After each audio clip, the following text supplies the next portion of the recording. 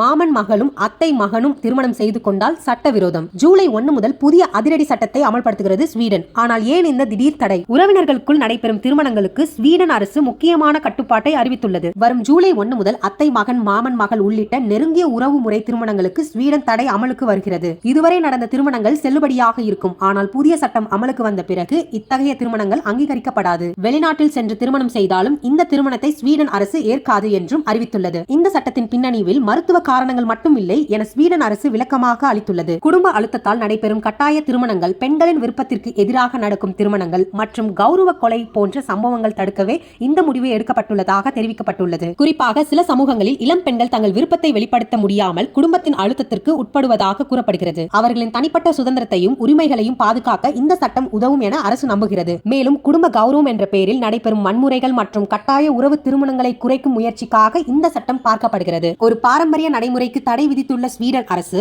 இதை பெண்களின் பாதுகாப்பு மற்றும் மனித உரிமைகளுக்கான நடவடிக்கையாக விளக்கி வருகிறது. இந்த முடிவு தற்போது உலகம் முழுவதும் கவனத்தை ஈர்த்துள்ளது.